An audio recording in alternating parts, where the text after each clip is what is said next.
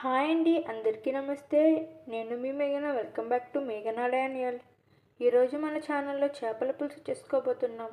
సింపుల్గా ఈజీగా ఉండే ఈ ఫిష్ కర్రీ కొత్తగా నేర్చుకునే వాళ్ళు అయినా బ్యాచిలర్స్ అయినా చాలా ఈజీగా టేస్టీగా చేసుకోవచ్చు. ఒక్కసారి నేను చెప్పిన విధంగా ట్రై చేసి చూడండి, చాలా బాగా కుదురుతుంది. అలాగే ఎవరైతే ఈ వీడియోని మొదటిసారి చూస్తున్నారో ప్లీజ్ నా ఛానల్ లైక్ చేయండి, సబ్స్క్రైబ్ చేసుకోండి. సబ్స్క్రైబ్ చేసుకోవడం వల్ల నేను పెట్టిన ప్రతి వీడియో మీకు వస్తుంది. అలాగే పక్కనున్న బెల్ ఐకాన్ మీద కూడా క్లిక్ చేయండి. మీకు నచ్చితే కామెంట్ చేయండి.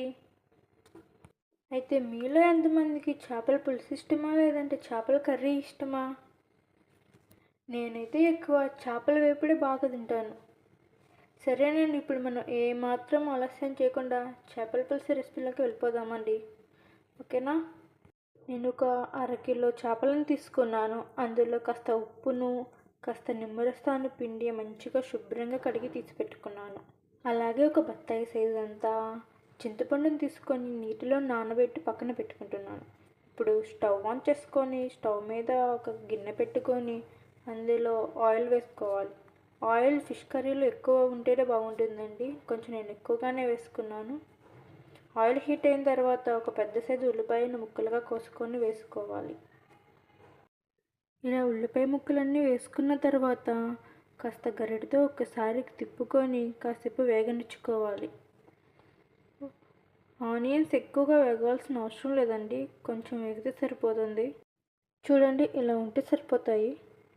మరీ ఎక్కువ వేగిన ఫిష్ కర్రీలోకి బాగోదు.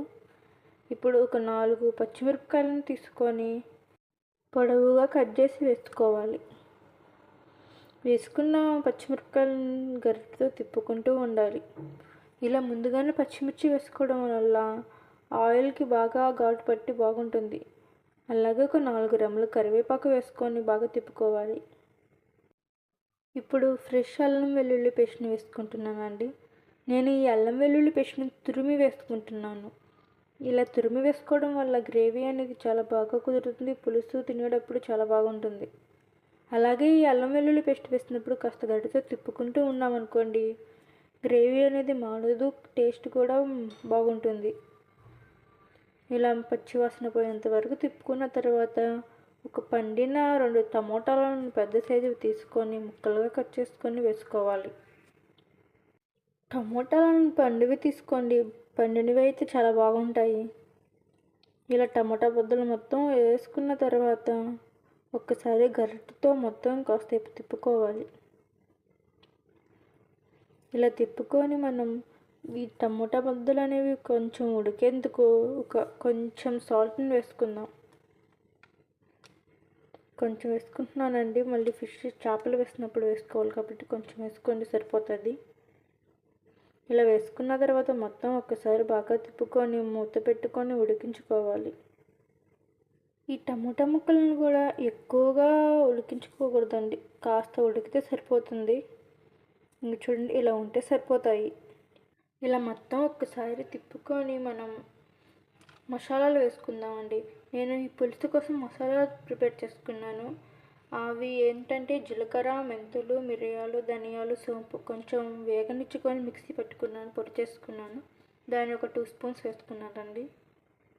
అలాగే కాస్త పసుపు, 1/2 స్పూన్ పసుపు వేసుకున్నాను. టేస్ట్కి తగ్గంత ఉప్పుని వేసుకున్నాను.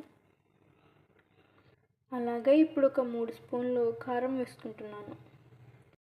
చేపల పులుసులో కారం, నూనె, ఉప్పు ఎంత ఎక్కువగా ఉంటే అంత బాగుంటాయండి. ఇలా వేసుకున్న మొత్తాన్ని ఒక్కసారి గరిటెతో తిప్పి పెట్టుకుంటున్నాను. ఇలా తిప్పి పెట్టుకొని ఒక 5 నిమిషాలు కారం వేసాం కదా, మొత్తాన్ని కొంచెం బాగా వేగనిచ్చుకోవాలి. ఇలా వేగిన తర్వాత మళ్ళీ ఒకసారి మొత్తం తిప్పుకొని మనం ముందుగానే నానేసి పెట్టుకున్నాం కదా చింతపండు, దాన్ని మంచిగా పిసుక్కొని నేను ఒక 2 కప్పులుగా తీసుకున్నాను.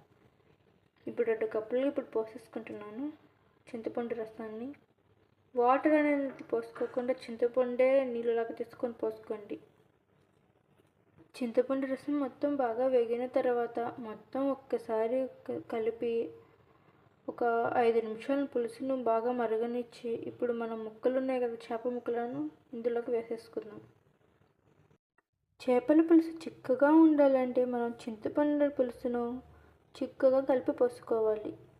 అలాగే చేపల పులుసు పుల్లగా ఉండకూడదంటే మనం కారం ఎక్కువ వేసుకోవడం వల్ల పులుపు అనేది ఉండదు. ఇలా ముక్కలు మొత్తం వేసేసుకున్న తర్వాత ఒక 4 కరివేపాకు రెమ్మలను వేసుకుందాం. ఇలా వేసుకోవడం వల్ల ముక్కలు వేసినప్పుడు స్మెల్ అనేది చాలా బాగుంటుంది. అలాగే కొంచెం కొత్తిమీరను కూడా జల్లుకున్నాం అనుకోండి, చాలా బాగా ఉంటుంది స్మెల్. ఇలా వేసుకున్న తర్వాత మొత్తం ఒక్కసారి మంచిగా కలుపుకోవాలి.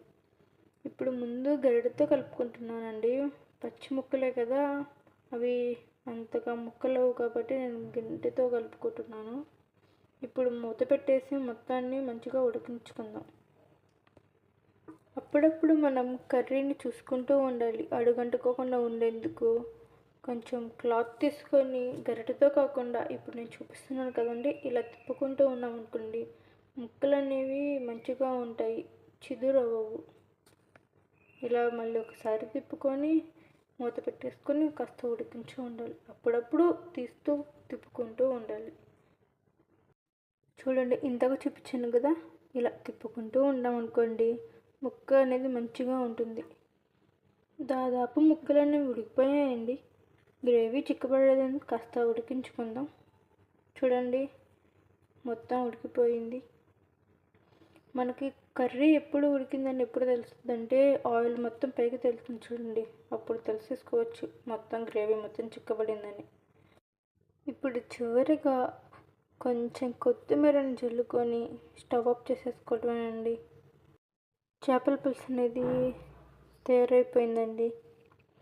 ఇప్పుడు మనం సర్వ్ చేసేసుకోవడమే.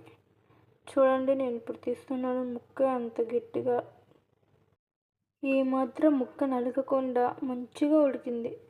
ఉప్పు కారం మొత్తం మంచిగా పట్టి. చేపల పులుసు వేడి వేడిగా తిన్నా బాగుంటుంది, కాస్త ఆగి తిన్నా బాగుంటుంది, ఒక రోజు ఆగిన తర్వాత తింటే ఇంకా చాలా బాగుంటుంది. మీకైతే అలా ఇష్టమో నాకు కామెంట్ చేయండి. చిన్నప్పుడు మా అమ్మ వాళ్ళ ఇంట్లో 3 పూటలు ఈ ఫిష్ రెసిపీస్ ఒక్కడైనా ఉండాల్సిందే.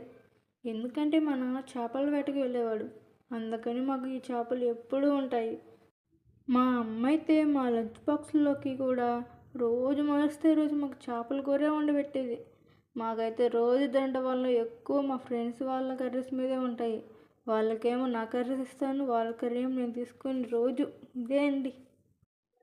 మీకు కూడా చిన్నప్పుడు ఇలానే జరిగి ఉంటుంది కదా. సరేనండి, నా వీడియో మీకు నచ్చినట్లయితే లైక్ చేయండి, సబ్స్క్రైబ్ చేయండి, అలాగే పక్కనున్న గంట సింబల్పై క్లిక్ చేయండి. సరేనండి, మళ్ళీ కలుద్దాం. అందరికీ బై. కర్రీ వాసన గుమ్మగుమ్మలాడుతుంది, నాకు వాసనకి ఆకలేసేస్తుంది. ఉంటా, bye. Thank you for watching.